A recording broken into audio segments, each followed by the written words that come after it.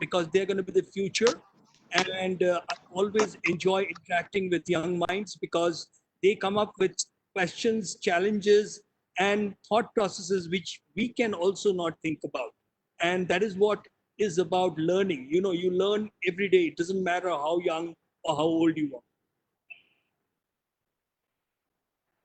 So, Chef, let's start with our theme for today. It's prerequisites for opening up a restaurant. Now, there are a lot of students. I can see a lot of executive chefs also joining in.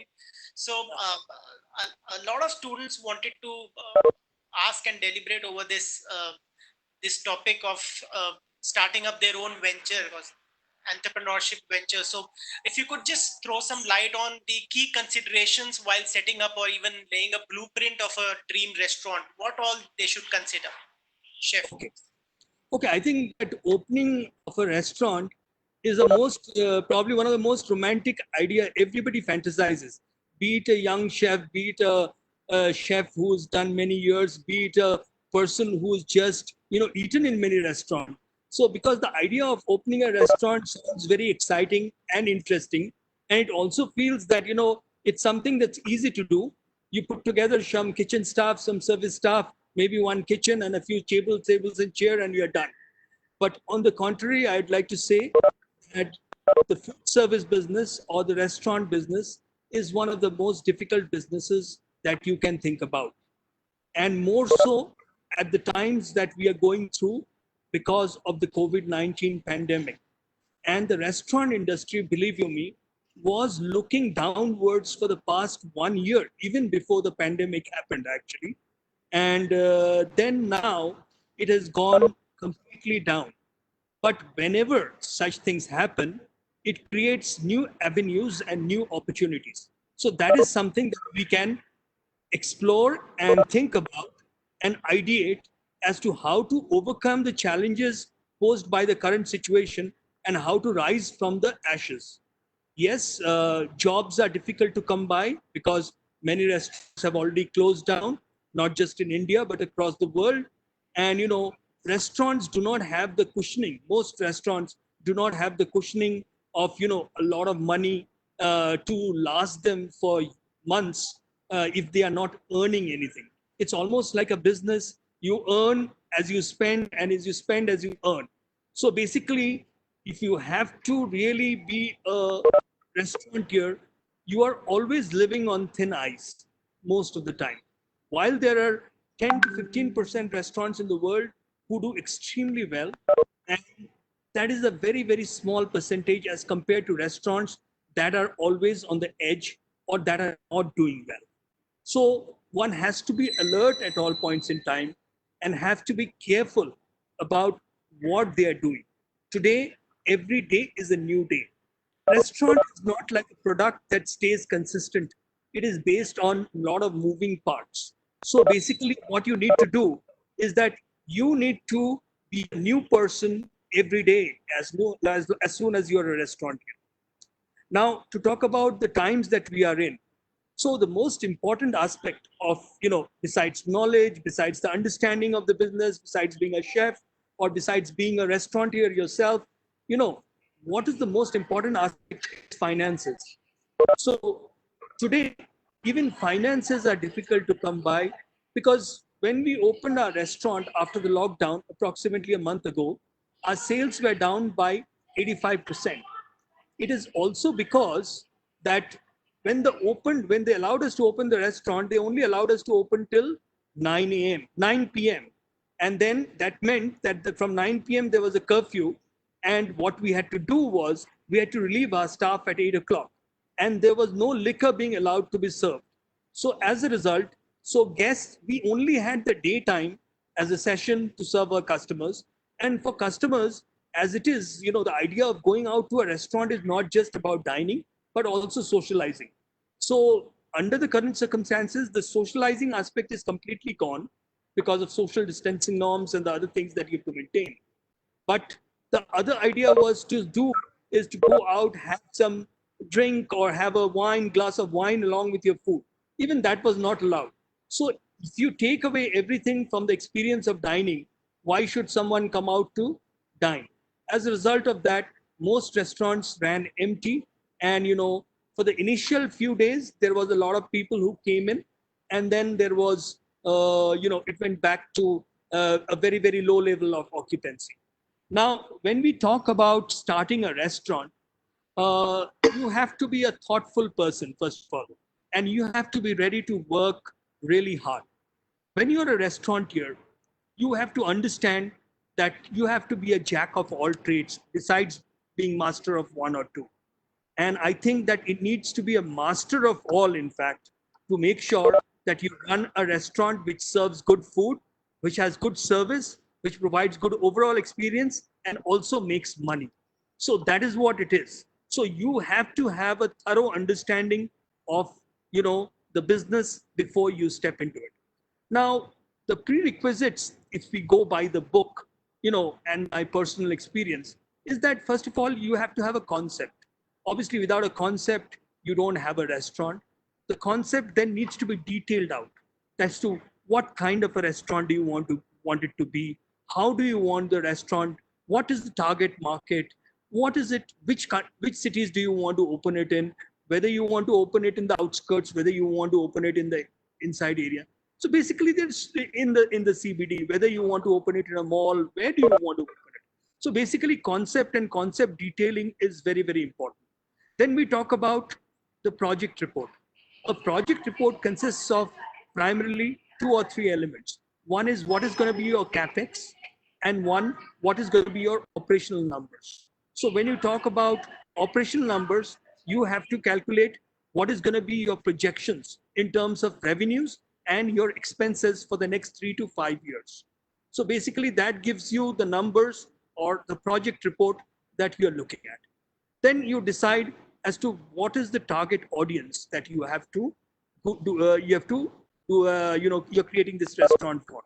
Many people think that they are creating this restaurant for themselves, and they get lost in this whole idea of building a restaurant of their dreams. It's good to have a restaurant of your dream, but ultimately it's the diners who have to come and dine in there. What is the point of having a restaurant without having it made for the customers? Okay, so please remember, whether you're a chef or a hotelier or a restaurateur or a person who wants to open a restaurant, you're opening it for your customers, and you must know what your customers are expecting. Also, market analysis is important as to how many such restaurants are there already existing, what is new about the concept that you are bringing in, or what is the revenues or the numbers the current restaurants of concept are doing. So basically, should be the size of the restaurant, what should be the optimum capacity of the restaurant. All of these things are very, very critical in terms of the pre-opening research work that you have to do and put it as a part of your project report. Once that is done, comes the finances. So you have to see that how you can finance your restaurant. So you can either go to VCs or investors, or you can put in your own money. It all depends on what kind of finances do you have. To have finances, other people backing your project, you must have a pedigree as a chef or as a restaurateur, or you must have a proof of concept, or if you're a first-time entrepreneur, you have to be resourceful and well connected to the community of the investors, and also create a great project report which shows a good return on investment. So once you have done, your finances are in order, you can decide that you have to look for the property. So the property will depend on where you want it to be located, and how big the property should be. What kind of service are you expecting? Is it going to be a QSR? Is it going to be a smart casual restaurant? Is it going to be a cafe? Is it going to be a bistro? Is it going to be a specialty restaurant? What cuisine are you going to be serving? All of these things are a part of the entire concept note, and as well as the project report and all of that. So once that is in order, then you obviously have to meet the the architect, as well as the kitchen consultant. So the architect's job is to plan the interiors, plan the look and feel of the space, and all of that. And the job of the kitchen consultant is very, very critical, where he does the layouts of the kitchen, does the planning for the MEP. MEP stands for mechanical, electrical, and plumbing. And then there is the scientific way of calculating CFMs, that is for your exhaust systems and all of that. So that is done by the kitchen consultant. But I think that many of the kitchen consultants today operating in the market have either some kind of a hidden agenda or are probably not aware as to how practically a restaurant works. So many times the kitchen consultants are planning restaurants more theoretically than practically. So, being a chef and having studied food service technology and design, it gives me that advantage of, being able to design a kitchen depending on the way that it is. So after you are done with this, then obviously you decide on the look and feel of the restaurant, the kitchen planning, then comes in the menu planning. Based on the menu planning, you procure crockery, cutlery, glassware, point of sale systems, and all of that. And then comes the marketing plan. So you have to have a great marketing plan for your concept to be successful, because otherwise the concept will stay to yourself, nobody will come to know about it, and then you will not be able to be successful. So having a great marketing plan is very, very critical for the success of the restaurant onto how you have to go. Then you go in for the recruitment and training. So people must understand that in India we have a large manpower available, but the specific training and the skills are sometimes lacking. So, because training is not given much of an importance by many hoteliers and restaurateurs. So, when you recruit a team of people, you have to ensure that you are offering them the right training programs so that they understand the concept and they can, in turn, be your salesperson or the people to execute your vision. So, as a chef or as a restaurateur, you're only as good as your team are and a team is. And if you want to get a good team in place, then you have to first of all get good people on board and then train them specifically based on your requirement. Then starts the menu trials, soft openings, and then comes the opening. Basically, after the opening, also there are feedbacks, and then there is the quality audits and implementation of those feedback. So basically, these are some of the requirements that you need to understand for opening of a restaurant, and it involves many steps. There are finer points and details in each of these steps, and it will vary from concept to concept.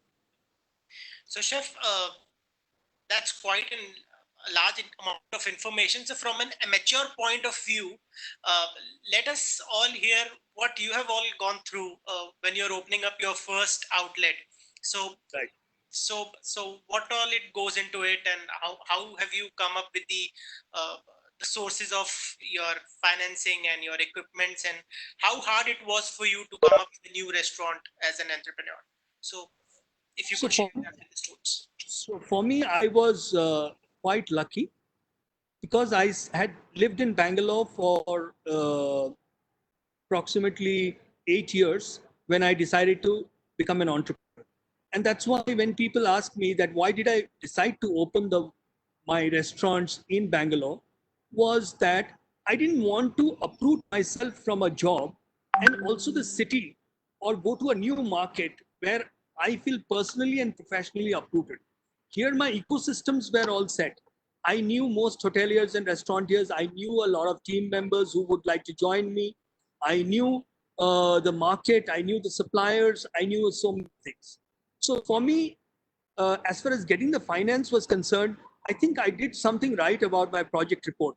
In my very first presentation, I got a mandate for the investment of 10 crores. So that was like 12 years ago. So that is equivalent to actually 100 crores or 150 crores if you think about it today. So the concept was unique. It was the first time a restaurant of that kind was supposed to come up. I was running the best restaurant, the restaurant in Bangalore, which was voted as the best restaurant for many years consecutively. It was the Italia and Italian cuisine. So when people thought that I was going to become an entrepreneur, I would open an Italian restaurant. But that's what I thought, that if I had to continue with opening an Italian restaurant, I might as well have worked where I was working. So I thought that the avant-garde style of cooking, or what you call as the modernist cooking, or what you also popularly known as molecular gastronomy, was coming into vogue. And it was popular in the West for the last 10 years or so that time. but it had not come to India yet. So I saw the opportunity there to bring a new concept to India as a chef. So that is how I thought that, if you have to bring a new concept, you have to recruit people on board and send them for training to such restaurants, because there were very few colleges or universities where you could learn about these things at that point in time. So you had to send some of your sous chefs abroad for the training programs. And we also set up what is called as a lab kitchen.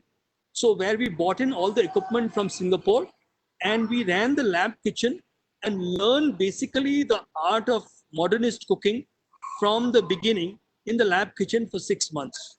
So we were a core team of 6 to 8 people, where there were 2 managers, there were 4 chefs, and of course there was a bartender and one more. I think there was an assistant manager. So basically, it was a team of 8 people for 6 months. We started doing this work, and to present something new, you really have to do work. And we then came up with the launch of Caperberry in March 2009. This was from the time I quit. It took me my job. It took me 1 year and 3 months to open my first restaurant. But this is a luxury not everybody can afford. So I was lucky, and I thought that after putting in 18 years, if I had to do something as a chef as well as a food and beverage director, so if I had to do something, it had to be something that is new, it had to be something that is unique, and it should give me the comfort and satisfaction of being something, doing pioneering work in the country.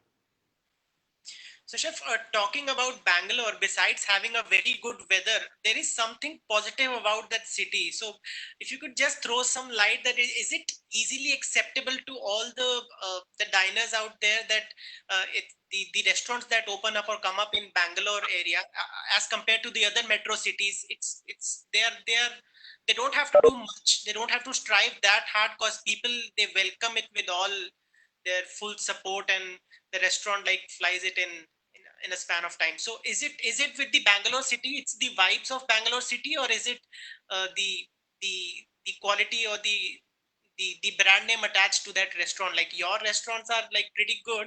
So I was working with a 5-star hotel. All I was doing is, for the first 3 months, is I get to hear these names from all the chefs. So Bangalore is it's like a community of chefs. It's not that you work in some hotel and only these chefs, these particular strength of chefs. It's about I can see, in after every 10 days or 12 days, there is these chefs meet of with an agenda, so that they can have it just for a tea or for a get together. They kind of meet up, they share their views, they kind of plan some events together. So I guess there is something about that city I've never seen with any this kind of community building of chefs in any of the metro cities, as far as Bangalore is concerned. So is it easy to open up a restaurant or a venture in Bangalore, or it's all about strategies that play? See, Bangalore is a very cosmopolitan city. It is also a city that has an open mind, and it is also got a spirit of entrepreneurship. So basically, you have people who are from different parts of the world, expats as well as Indians, who have worked in different parts of the world and come and settle down in Bangalore to work in one of the multinational companies here. So that is one of the advantages. Also, Bangalore, in terms of the way that I see it, is definitely an open-minded city. So that's what I believe. It is an open-minded city. But at the same time, Bangalore has one area which it is particular about is price points. Bangalore is one of the most price-sensitive markets in the world. So you have to be very careful with your pricing. In Bangalore, you can eat out very reasonably still now in Darshanis, in Udupi restaurants, and in the small local restaurants. Basically, the revolution of restaurants and hotels started in the year 2000. When I came into Bangalore, we opened Park Hotels and Leela opened at the same time. Before that, there were only 6 hotels in Bangalore. And they were stuck in a time warp where they did not know if they did anything new, whether there are customers to accept that. On the other hand, the customers thought why are these hotels and restaurants not doing anything new so that we can get to experience them? But with the opening of these two restaurants, Park Hotel, where I was the executive chef of, and the Leela, I think it changed the whole, uh, you know, thought process and the whole dynamics of the food and beverage industry in the year 2000. I think it was a new in 2001 rather. So I think the new millennium did a lot of good to Bangalore. And I think that this is something in the last 20 years. It has galloped with a breakneck speed to develop definitely as one of the food capitals of the country. And there are new concepts, new restaurants, new cafes, microbreweries, different cuisines of restaurants, different regional cuisines coming up every day, almost leading to the situation where there is an oversupply. And it had happened in the last 2 years that there seemed to be an oversupply, and there seemed to be restaurants which were always in trouble, and taking advantage of that was the aggregators pushing for predatory marketing deals. And as a result, many of the restaurants really went down further in terms of their revenues and finances. So I think that while Bangalore is a beautiful city, it is a great city for entrepreneurs. I think one needs to be careful and tread carefully, because today even money is difficult to come by. People say it's difficult to get money, but it is more difficult to spend that money wisely, because when you have the money with you, you feel that you want to do this, you want to do that. But you must learn how to manage your resources well, because resources saved is resources earned. So you must be very, very careful, and also teach your team how to be a sustainable restaurateur or a hotelier or a chef or whatever you are. Because I think today there's no place for wastage. So I think that this is very, very critical in terms of how you train your team to become more sustainable. So, chef, bringing the brand name with the celebrity chef names attached to it, does it help the restaurants to kind of uh, work more efficiently, or would impact the sales of the restaurant, or does it help? So yes and no, it does. So it has its advantages as well as disadvantages. So when you open a restaurant as a celebrity chef, so obviously it gets the initial hype and the popularity. At the same time, the expectation of the guests are also much higher. So that is point number one. Point number two is that when you open a restaurant, being a celebrity or this thing, you know, you must make sure that what is the quality and the positioning that you want to do for your restaurant. That must be communicated very, very clearly. Because when you're a chef and a restaurateur, you may be a different kind of a chef, and your business plan may be different altogether, because you want to target a certain kind of market to do that restaurant. So that restaurant may not be necessarily for someone whom you've been identifying with for many years. So a business decision is different from an image sometimes. So, but most of the time, chefs go in for opening restaurants that go with the image, and I think that is advantageous. But you know, proof of the pudding is in the eating. So how you ensure that you bring in the customers is not important. How you send them back with the experience is important. Otherwise, people will come initially and then they will be slowly not coming back again. So that way, initial success may not be able to sustain your business for a long duration of time. Talking about the restaurants and the dishes they serve, I guess again some peculiar about Bangalore is it always comes with a very hype attached to it.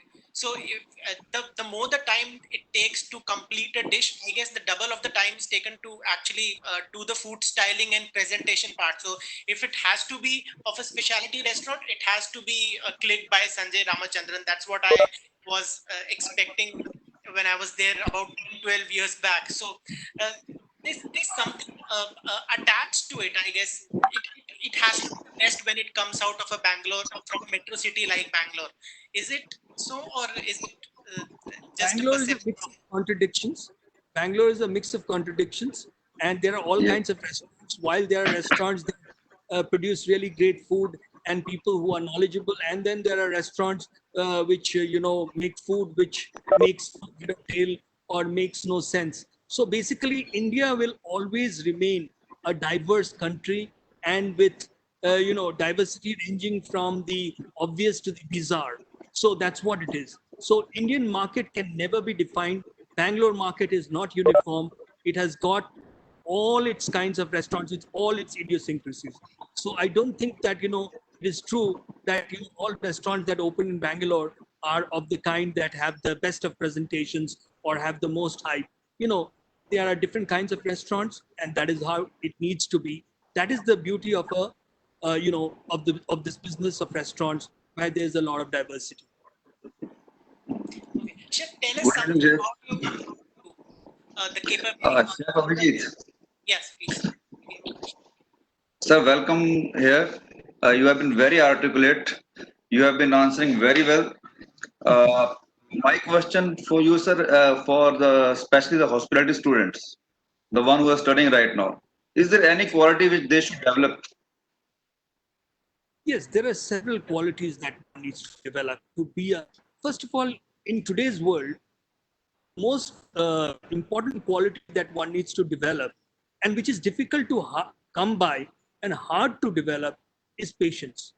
Basically, we have become very, very, we want to move very, very fast. We want to learn everything very quickly. We want to step from one place to the other very quickly. I think that in the beginning, some patience and some kind of a approach, which is a learning approach with patience, is very, very critical. Yeah. So I think discipline comes in the next. So if you are not a disciplined person, you will never be successful in today's world. Time for mediocrity is gone. And you set standards for the highest level with the self-discipline. If you think that there are people who will be there to discipline you and mind you, you are mistaken. They'll simply throw you out. So basically, that is what it is. So you have to be self-disciplined, and you have to be dedicated to the profession that you are trying to pursue. And patience is the key. There is no fast tracking in learning certain tricks of the trade. So basically, experience and trying to understand the details is most important in today's world. So, Chef, talking about the questions from the guest, there's one question that says, "What all are the risks in opening up a restaurant? So, where can one go wrong uh, when they start when they do their own startup or they come up with their own project venture?" So basically, don't romanticize it too much. You should treat it as a business proposition. That is point number one. You must be realistic about it. As I told you, you have to do all the prerequisites, the studies, the project reports of about the concept that you're thinking about. That's very, very critical. Now, if you romanticize it, then you will take a direction where your heart takes you, not your mind takes you. So you must follow your mind, and then, of course, your heart, because ultimately it's your indulgence also, it's your satisfaction also. But the first thing is to consider, what does the customer want, what does the market want. So that is one very, very critical point that one needs to think about. And I think that the mistakes that people make is that people focus on certain areas while leaving the other areas in a state of disarray. So basically, if you have to be a successful restaurateur today, you have to look all around it and try to see that you have plugged in all the areas, and you have, done things in a manner where you are, you're providing the complete experience. Very well said, Chef. So, one more question is there related to the challenges that we are facing nowadays. So, what challenges do hospitality students have to face now if they plan to open up a restaurant? Since the hotels are not taking up the new joinees, so there are a lot of entrepreneurship ventures, and that thought process is going on in students' minds. So, if they come up with a small restaurant, what challenges they have to face if they open up at this point of time? Okay. So first of all, there is a lack of demand for restaurants at this point in time from the customer's point of view. This is not going to stay like this forever. COVID is not here to stay forever. Things will bounce back, things will change, but it will take time. Because when mindset of people has to change, people adapt themselves. Today we are having this webinar, and we are having it very well. Me sitting in Bangalore, you guys sitting in Gurgaon, and there are many other people who may have joined in from different parts of the country and different parts of the world. Earlier, if you would have thought about this 6 months ago, maybe you would have thought that let's invite Chef Abhijit Saha to the campus and then do this session. So that is a different experience altogether. But time teaches us to adapt ourselves. So basically, under the circumstances, people are adapting themselves to home deliveries, cooking themselves. That is one of the best parts about this COVID-19 or the lockdown. Many people, I am delighted that many people in India of this new generation have started cooking again. They are realizing the beauty of cooking at home and enjoying home cooked food. And they can understand that how much relaxation and well-being it can bring to yourself when you cook and share food.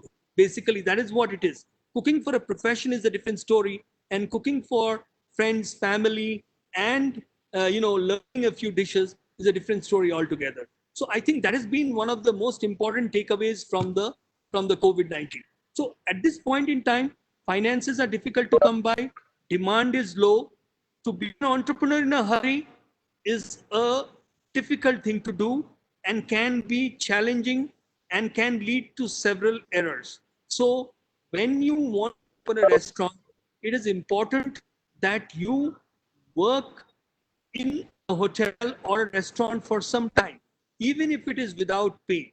And sometime does not mean 2 months. It means at least a time period of 2 years is the minimum that you should look at for you to understand what happens inside the restaurant and the kitchen.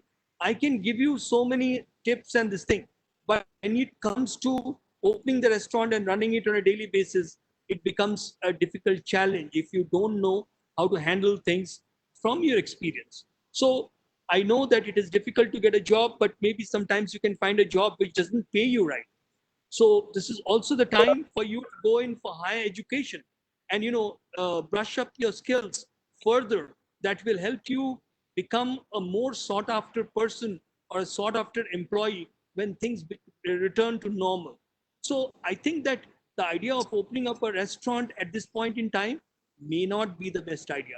But if you have made up your mind, and if you have the resources and the finances, then you might as well take help from someone who knows the business. Also, the advantage of opening a restaurant at this point in time is that the cost of real estate has come down, cost of manpower has come down, so your operating cost of restaurants will be lower than what it used to be pre-COVID.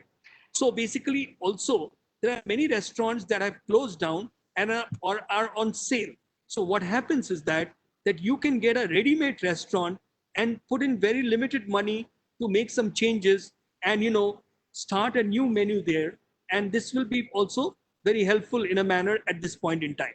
So these are some of the advantages that you can take off. And the third is that you can always get in touch with consultants like me who help, who understand the business, and who have created so many successful businesses and restaurants for so many clients. So today I'm a consultant for the Bangalore International Airport. As I'm talking to you right now, I'm at the Bangalore International Airport, sitting in the lounge, and I was doing my audits in the morning, the quality and hygiene audit.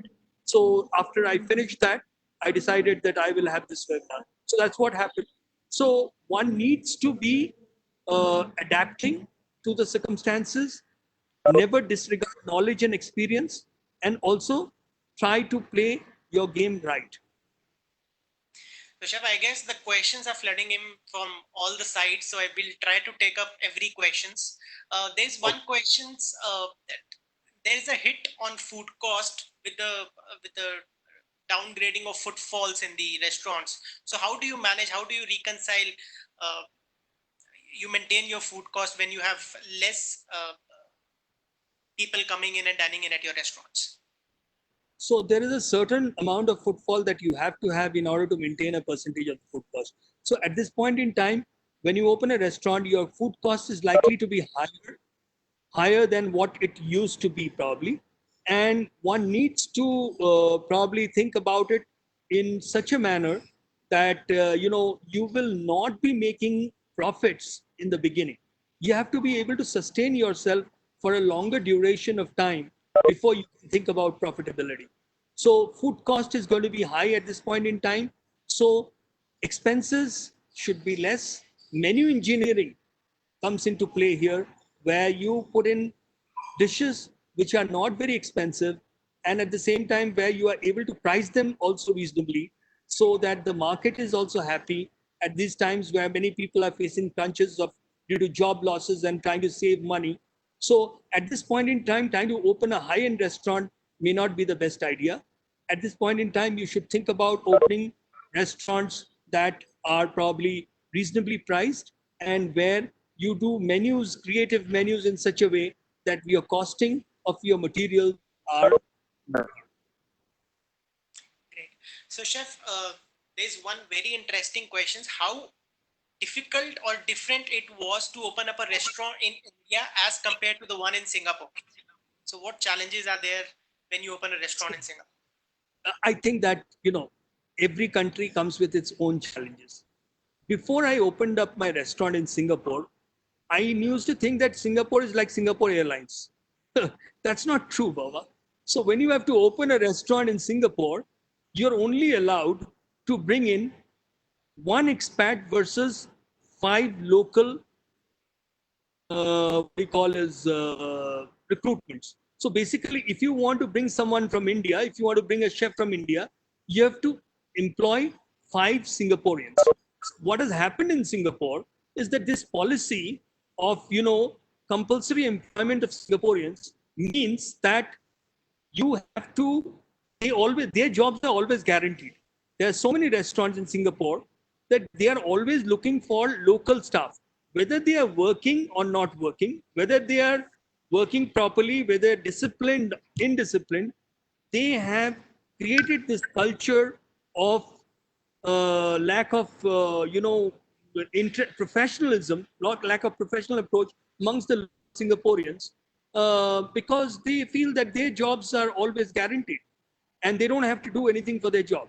So until I landed in Singapore and decided to open this restaurant, I did not realize much about this, the importance of this. So every country comes with its own challenges. Whereas Singapore, the resources are good, availability of ingredients are good, equipments are easy to find, and the market is very, very bustling and advanced. So if you're able to do a concept well, there are a lot of people who want to come in and try your food. So I think that there is a sense of appreciation towards quality. So I think these are advantages of being in Singapore, but it also comes with its disadvantage.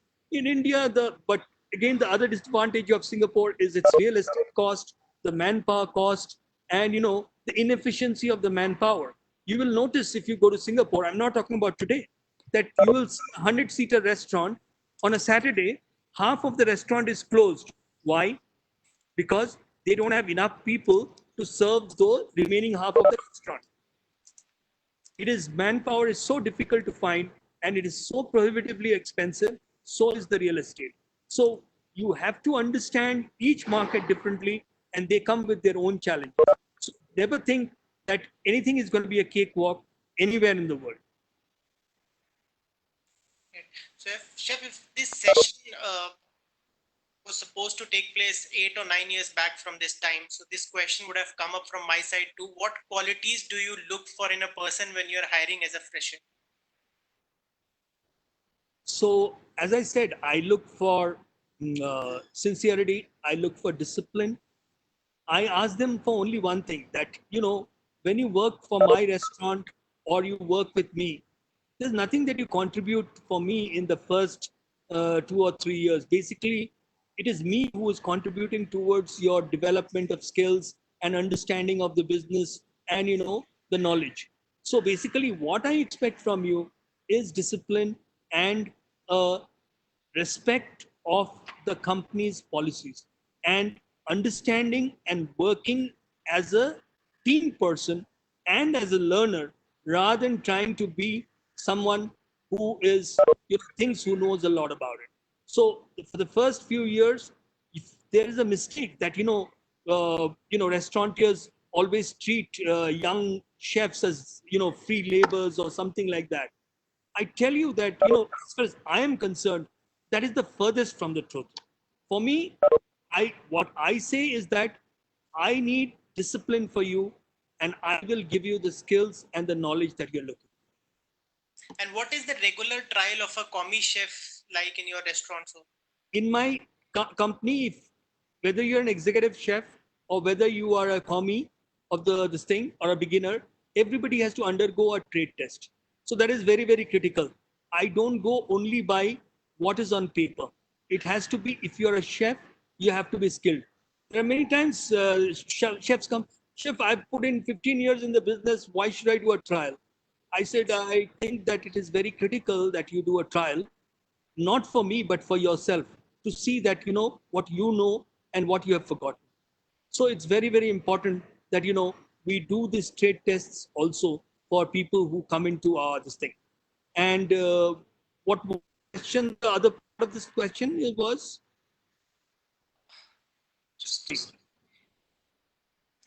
no, I just asked that if, what all it takes to be a part of Chef Saha's restaurant. So do you come up with a 3-course menu that everyone has to prepare, or how does it go with a fresher? No, we don't do it. We tell them, please show us what you know and don't show us what you don't know. So basically, we give them the choice of doing the trade test and picking their own dishes. Of course, within the framework, if you have come to join a European cuisine restaurant, you cannot say, I will make a Chinese soup. So that's not what we expect. You have to keep the boundaries of the cuisines right. And within that, we tell them that whatever you've learned in your college or in your institution or during your industrial training, or wherever it may be, from your mother, maybe, I don't know, you prepare that and show it to us. Don't try to show what you don't know. We are not here to find out what you don't know. We are here to find out what you know. Great.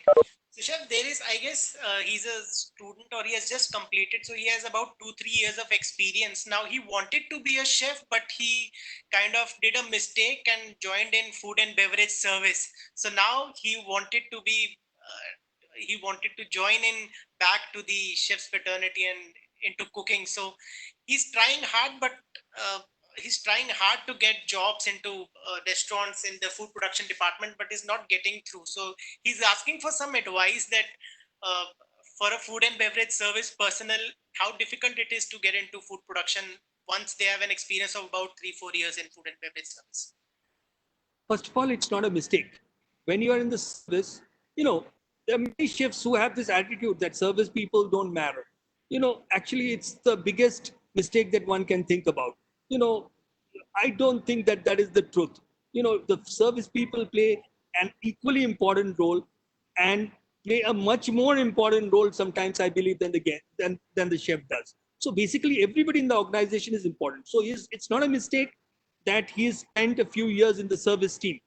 Whether he has spent it creatively or sulking or as a learning process, he has spent it sulking, then he has made a mistake. If he is not, then there is a lot that he would have learned, and he can, imbibe that in his part of his professional career.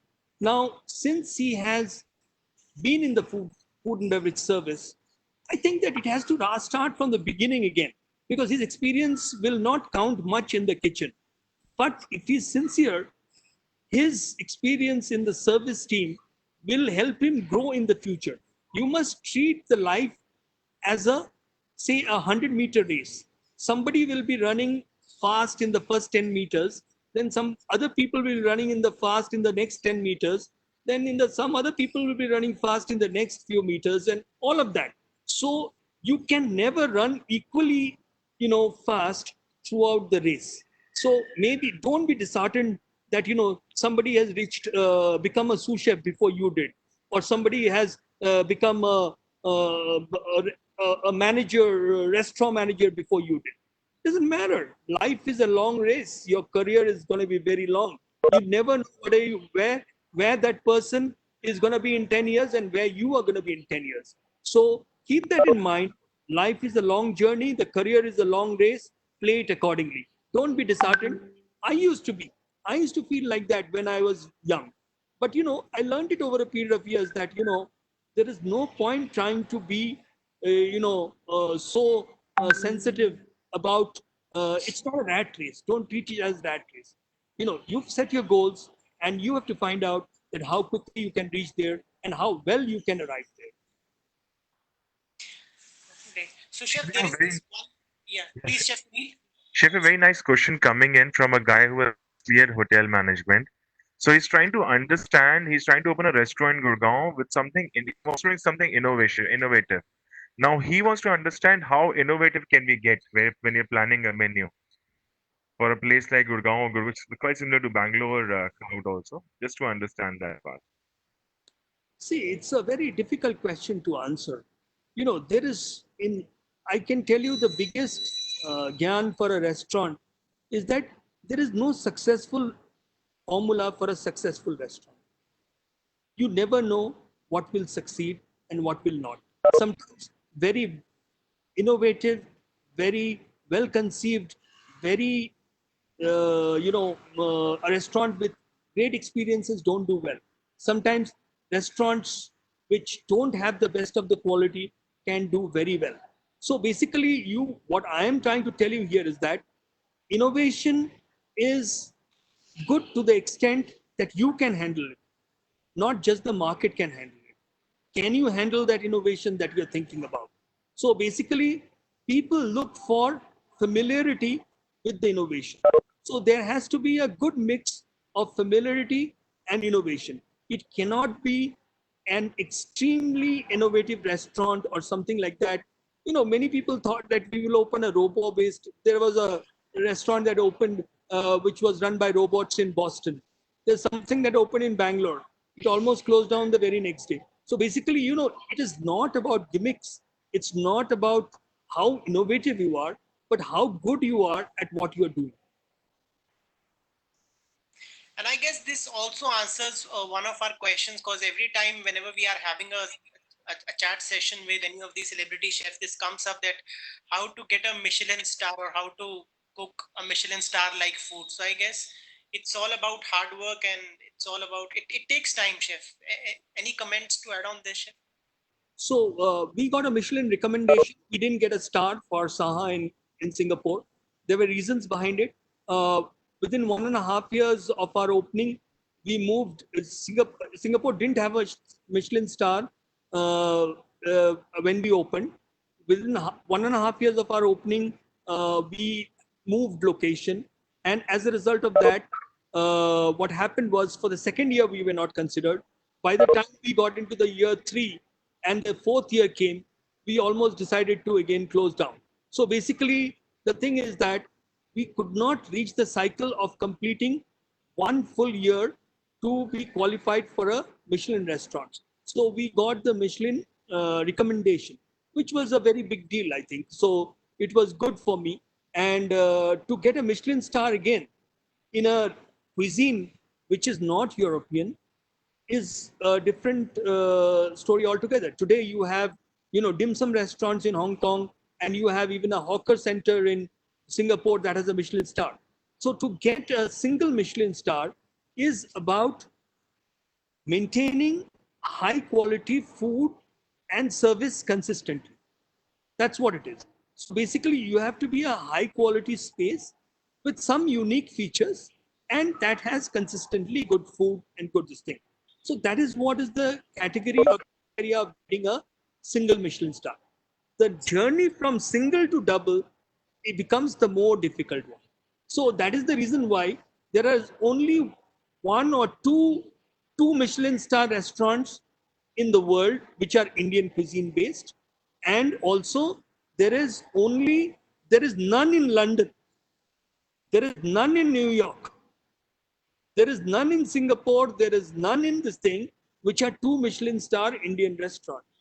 Basically, Indian restaurants so far have got stuck into a single Michelin star level because of the fact that we are not coming up with new ideas and new thought processes, new concepts. We are doing the same thing slightly differently. So sometimes that doesn't work for a 2 Michelin star. For a 2 Michelin star, you really need to bring in something new to the plate, something innovative as a concept, do something differently, and of course, maintain high quality and consistency at all points in time. Now, to be a 3 star, you have to be the best of all worlds. And I'm not sure that whether it is worth getting a 3 star at this moment, because your cost of running that restaurant is so high that you will not be able to, serve your customers at price points where they want to come and dine in today. So I'm not sure that how many 3 Michelin star restaurants are going to survive after this crisis. Sure. So it's pretty hard to even retain 1 Michelin star. That's what Yeah. you're trying to say. So the most Yeah. interesting Consistency question is for so the high quality and consistency is the key. high quality and consistency. So Chef, the most interesting question for the evening has come up. This lady, I guess, 40. So how can a 40-year-old can continue learning probably in cooking, and age is just a number, isn't it? So then why is age considered a criteria to explore job opportunities in hotels and restaurants for a chef? Never. A It's not 40-year-old there. is asking this question. It's never the criteria. You have to, what have you done for those 40 years? How have you treated yourself during those 40 years? What have you learned? It's not difficult to get a job even at the age of 75, I can tell you. It depends on how you have spent those 75 years, how creatively and constructively you have used yourself, how much you have learned during those 40 years is very important. So it is not at all difficult to get a job for a 40-year-old person. It is only used as a barrier when they don't want to sometimes have you on board because you have not done something something special during the 40 years that you have spent in your life. Great. So Sunil Chef, you were asking something. Please go ahead, sir. There's a question which has just come. Um, he wants to understand the legality part that goes to formalizing of a restaurant. Yes. So, Chef, you could elaborate? The legal aspects. So Okay. so he meant to say that I know you put in a huge amount of passion and hard work to set up your own restaurant. So I would like to know, how do you go about handling the legalities that goes into formalizing the restaurant? So the legal aspect, many people underplay it, but it's very critical. It is important to understand the legal aspects, but it is not possible that you may always know how to handle it. Handling legal aspects and government matters in India can become a specialized skill, which everybody may not have. And if you try to handle those yourselves, you should learn how to follow them. But if you want to get all the legal permissions and everything yourself, you may decide to shut down even before you've opened a restaurant. So in India, it is a challenge to get an open a restaurant with all its legalities by yourself. It's a difficult area. So I don't think that one needs to break their head too much. You need to employ specialists, and knowing your books of accounts well is also very important. Ignorance of any considered to be a excuse. So you must know the legalities, but you must take special help for legal matters and matters pertaining to your accounts, as well as your, what you call is the, the, the, the, the various filings and things that are required by the government. Yeah. Okay, so one question from Mr. Mukul Khera. He has worked with renowned cruise lines like Carnival and Regent Seven Seas. Now, he has worked into specialty restaurants like steakhouses, authentic French outlets. If he want to open such kind of outlets in any part of India, will they work? As customers, aren't we aware about those international taste? Will opening such restaurants or outlets will be a success? Houses and what? What was the second kind of restaurant he's worked in? Regent Seven Seas Carnival and steakhouses and authentic French outlets. Authentic French outlets. Okay. So I think that steakhouses have very limited market. But I think that there are many people who love steak in India, but government rules and permissions are not easy to come by for steakhouses, and it was always going to be under the scanner if you open a steakhouse. So basically, that is point number one. Point number two is, as far as opening of the French restaurant is concerned, the first initial restaurants revolution, it started with obviously, the French cuisine, but then Italian took over, and now French has been relegated to the back. But I think with the resurgence of the patisserie culture in India, I think that French cuisine is going to make a comeback. So if you open a French cafe, not a fine dining restaurant, you have a huge chances of success. Chef, may I add something here? So I'm in touch with one of a person, in fact, a friend of mine, who Sure. actually was an expert in steaks and the barbecue only. Yeah. He started off with events at fairs that were happening around Delhi NCR, and now he's running his own kitchen in Noida, from where he's supplying all the products around the country. So they Right. started with just Delhi NCR, now they're all over the country as of now, and they're doing quite well. It's just Sure. that the crowd is there. It's just the crowd has to be made aware that you are there. That's right. The biggest thing. I think you're very right, and your friend has already proven that fact. Yes. So basically, why I was talking about steakhouse in particular, because of the legalities, and every time, every second day, there are things that come up, which says this meat should be banned, that meat should be banned. So Yes. opening a grill or a barbecue is not a problem, and having a few dishes which involves tenderloin or beef or whatever is not critical. There are some states which do not allow, cow meat, and cow slaughters is completely banned. So that is something that you must keep in mind. That is the legal aspect of the story. But I think that there is a good demand for people for good steak in India, because particularly in metro cities, there are many people from different countries, many religions who enjoy a good steak. And I think steak is a fantastic this thing to have on the menu. But I don't think that opening a steakhouse is always the easiest thing to do in India. So chef, one question from one of the students. Now, the ones who get selected as a management trainee and the students who start from an entry level, how much different does it create in the career path or the experience that they're going to gain? I'm sorry, I didn't get the question. Sorry. There are students who get selected as a management trainee in the hotels. Then there are students who start from the entry level. So how much difference does it create in their career path? As I told you, that life is a long race. Your career is a long race. So it's a good feeling to be recruited as a management trainee. And I think it is great, sometimes even. And you can really grow well if you play your cards right once you're selected as a management trainee. But obviously, when you don't get selected as a management trainee and you start from scratch, it is a little harder in the beginning. After 5 to 10 years, it's a level playing field.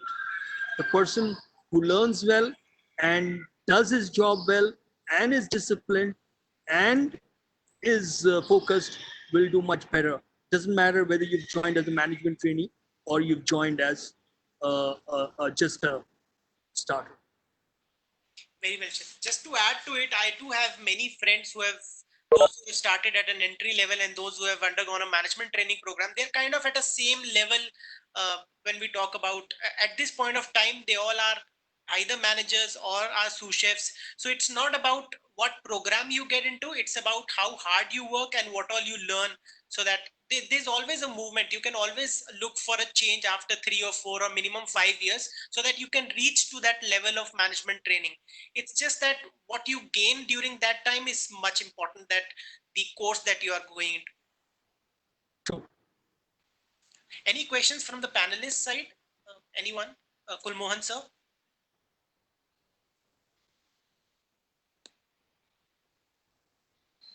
Any questions from the panelist side, please? I had one question, sir. Please. Please. My question is that You said that opening up a restaurant in India, Singapore, and everywhere, it is different. Now, where did you open up a restaurant where you started making your break even the fastest? Is it India or is it anywhere else? So break even matters a lot because that is what gives you a stepping stone for more success and to invest more into the. So from the break even point of view, tell us more. Sir. So let me explain this concept first of all. There was a concept earlier that your restaurant will take time to take off. So it's a slow process that you grow. But today, the process of opening a restaurant has become such that you have to be a successful restaurant from day one. That is the rule of the game. That is the new rule. Your pre-preparation or pre-opening work is so strong and your publicity and marketing is so good that you start attracting your crowd even before you have opened. So there has to be some pre-opening marketing and the post-opening marketing has to further continue. So having a good opening is a very, very critical today. So again, no particular market, whether in Singapore, in US, London, New York, or in India, or in Bombay, in Delhi, or in Gurgaon, can tell you that you are going to make the quickest break even in this place. It is because I've seen some concepts which have been opened in Delhi, have not done well, but have done well in Bangalore. And then there are some concepts that have done well in Bangalore, have not done well in Delhi or in Gurgaon. Suppose there are also restaurants which are the same concepts, which has done well in NCR Gurgaon, but may not have done well in a particular location in Noida or in a district. So the success or the break-even point of a restaurant is dependent on multiple factors. So basically, in the beginning, you have to be on your toes to make sure that you get things right from the beginning. If you can start getting a good crowd from the beginning, and if you're able to send them happy back, then your ROI and your break even is guaranteed as early as in the first month. So that is what is critical. So break even is something that where your monthly expenditure is equal to your monthly earnings. So I don't believe in today's world, you can have a situation that you can think the first 3 or 6 months we will lose money. Then after 6 months, we will start the break even point. It doesn't work like that anymore. If you do that, then you will keep losing money, and there is a good chance that your restaurant will close down within 6 months to 1 year, because 6 months is a long duration of time to lose your money for. So create a business plan, create a concept, create a project execution in such a manner that you are successful from day one, and in your first month, your break even is reached. So return of investment is different from break even. Break even is your monthly expenditure versus monthly earnings. Whereas ROI, initially you may have spent 2 crores, 3 crores, 5 crores in your restaurant. To get that back, the quicker you are able to achieve a break even and start earning profit, the quicker you get a return on investment. A good restaurant today should get its return of investment within 1.5 to 2 years, because the shelf life of a restaurant has now become 5 years approximately. A ROI of 1.5 to 2 years, it is the next 3 years that you have to make the money, the additional amount that you have that you want to earn after you have earned back what you have spent. So I hope that formula makes answers your question. Thank you very much, sir. Good evening, sir. Good evening. Thank you so much for being here. And I was in Bangalore like 10 years back. So it came to the that time, and we been to you on a paper biryani launched in 2010, I think. Yes. Hello. Yeah. My voice is audible. Your voice is breaking up a bit, so I'm not able to understand your question very clearly. Okay, now it's clear, sir. Yeah, better. Now it's coming. Better. Please go ahead. So sir. I just want to like know what is the motivation or inspiration behind the Caperberry? You started the Caperberry. So what is the the starting the Caperberry? What makes you to start the Caperberry concept like the molecular gastronomy? And I know that time there was no restaurant like Caperberry in the Bangalore in that place. So where people want to enjoy the molecular gastronomy, the dishes, they want to visit to the Caperberry. When I was in that time, I've been to your restaurant a couple of times.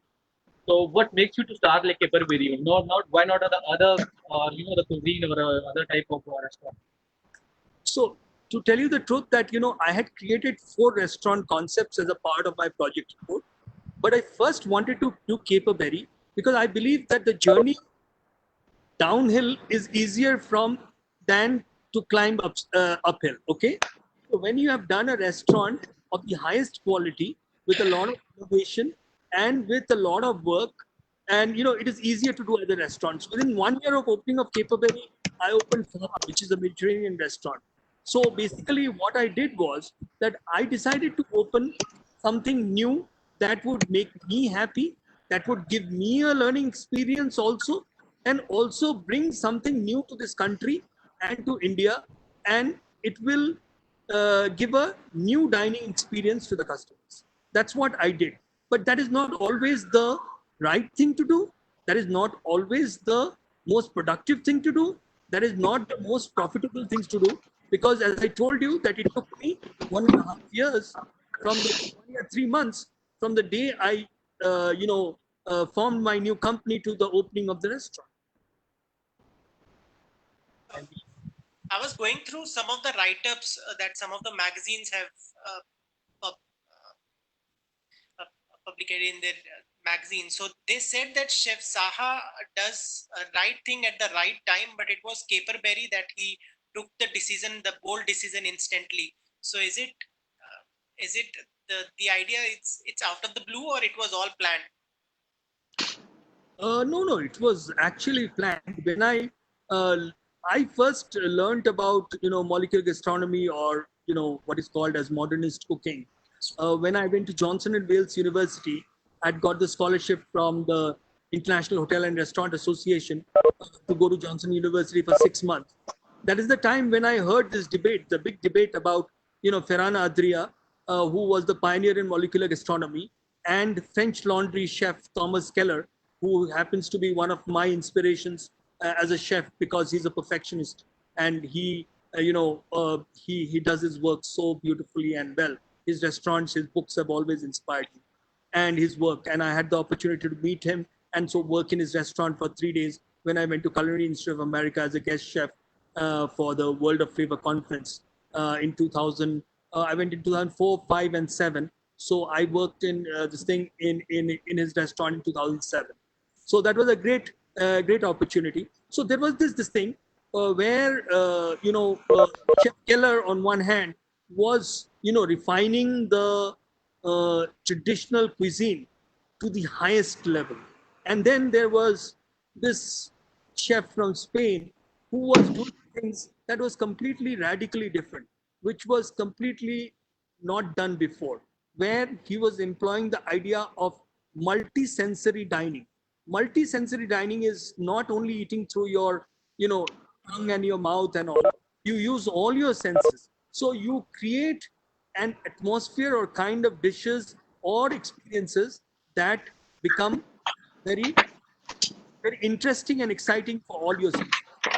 That is how the idea of molecular gastronomy was and conceived, and I decided to provide my customers with the same experience when we opened Caperberry in Bangalore. Okay. Any other questions, please?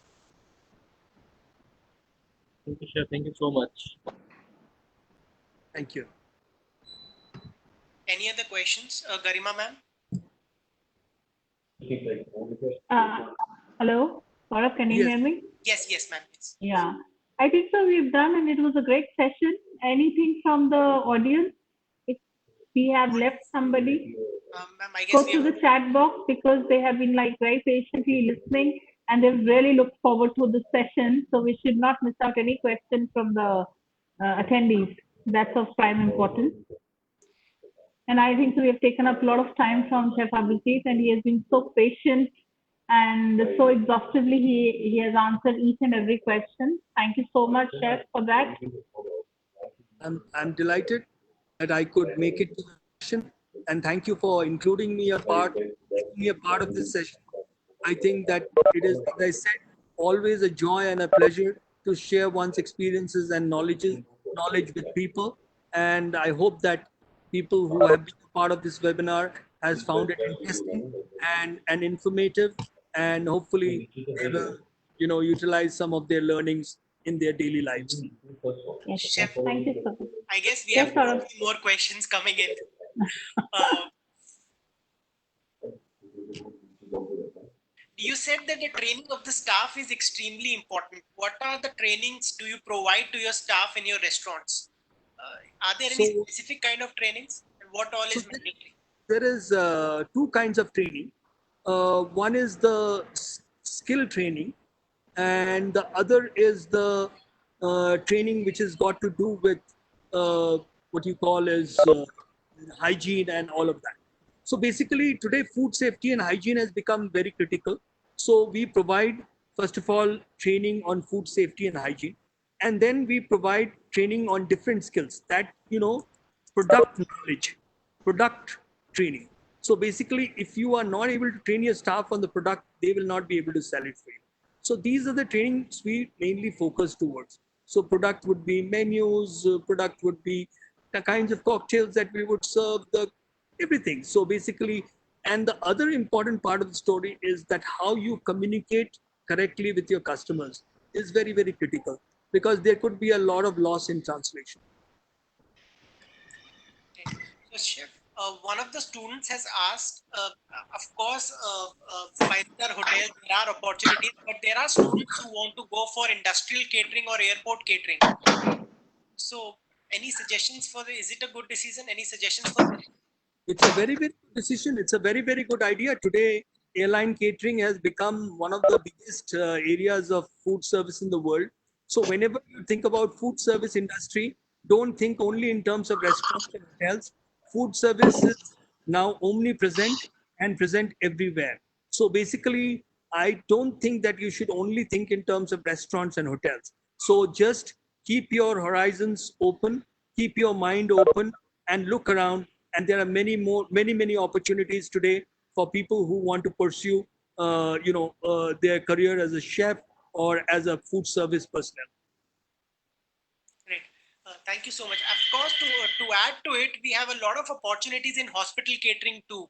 I was having a word with one of the F&B managers of the hospital. Now, these hospitals are more of a five-star standard kind of hospital. There are some very big hospitals which run almost parallelly in terms of providing services, just like a hotel. So there are opportunities, but kind of hospitality students are not inclined towards going to hospital catering or industrial catering. I don't know what is the reason behind this. So opportunities are ample, I guess, but it's just the right mindset and you have to look for it. Anything to add to it, Chef? I think so. See, hospitals though may become like five-star hotels, but very few hospitals still run their kitchens in a very professional manner. Also, when you join in the beginning as a hospital catering management staff or something like that, or in the kitchen, your learnings become limited. So in the beginning, it is always good to join a more diverse kind of a food and beverage outlet rather than trying to a hospital, because the scope of learning is quite limited. Quite limited. Great. I guess we have completed, we've gone through all the questions that are there from the attendees. Just to conclude, Chef, tell us something about your Caperberry cookbook. And if we all can have a soft copy of it. So Caperberry cookbook is my biggest labor of love. While it took me 1 year to open my 1 year, 3 months to open my first restaurant, it took me 5 years to write the Caperberry cookbook. So if you want to understand what restauranting is all about, you must get a copy of the Caperberry cookbook. Today, it is selling. Believe you me, I don't think so that, today if you go to a restaurant, you spend 5,000 rupees for 2 people, 3 people. The cover price of a Caperberry cookbook, for which I have spent 5 years, and there are so many more people who have worked around it, that it is unbelievable. And it sells only for 2,499 rupees as cover price. And today it is available on Amazon at 1,777 rupees. It is cheaper than the probably a serviette that you use in your this thing. But believe you me, that if you want to really learn in detail about what fine dining is all about, what it takes to become a restaurateur, what are the challenges that you may face, what are the creative ideas that you can do to create a great restaurant, is all there in the book. And I think it is not something that you need a soft copy of. Having a feel of that book, seeing the photographs of that book on your hand is more important than to just see it online or just on. It does not give the same feeling. It is not the same having a soft copy versus the real book in your hand. And if the students want, I am happy to give it to them. For I have a few copies of the book for 1,500 rupees for this thing as a special price to the students. Great. I will be happy to donate one copy of the book to the library, and I will have it sent across to your university. So I'll be happy to do that, so that your students can refer to it. Also, the teachers can refer to it, and I hope that you will find it useful. And to have the book as your personal collection is going to be also a great idea. I doubt that that a book of this quality has been written in India. So I may be wrong. I may be getting too romantic or too attached to it. But believe you me, when you see the book, you will know. Sure, one last question for the evening. If you want to undergo some kind of modernist cooking training, specifically talking about modern or molecular gastronomy, then from where it would be feasible to undergo that training? And So is it still going on with the same pace, chef, after so many years? see, people. So this is one thing I would like to clearly correct in people's misconceptions that they have. See, molecular gastronomy or modernist cooking is not a specific restaurant, or it is not a cuisine. It is a style of cooking, okay? It are techniques. It's a collection of cooking techniques which create different experiences for customers. Now, modernist cooking has got integrated into mainstream fine dining. So there is no restaurant known as a molecular gastronomy restaurant or a modernist cuisine restaurant. Basically, any restaurant worth its salt that wants to do creative food have to use techniques of molecular gastronomy or modernist cuisine to make the food more exciting and interesting. So it is not a passe, it's got integrated into the mainstream cooking. Thank you so much. It was indeed a very informative session, chef, and thank you so much. We have actually the session was scheduled from 4 to 5, and I guess the time is now 5:35. Thank you so much for so much of patience, chef.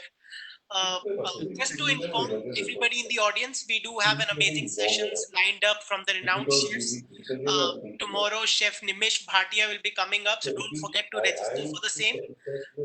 Ma'am, any closing remarks that you would like to give? So I just would like to thank Chef Abhijit again. He has been really magnanimous in giving his time here and speaking so vividly about his cuisine, his labor, and his patience. And I think so everybody has gained a lot. And chef, whenever you are around in Delhi or Gurgaon, it would be a pleasure to host you at the university. It will be indeed a great pleasure to have you at the university. So I'm really looking forward to meeting you in person after all these years when we had worked together. Rather, I worked under you. Thank you so much, and I will definitely make it a point to come by to the university, meet the students as well as the teachers whenever the opportunity comes in.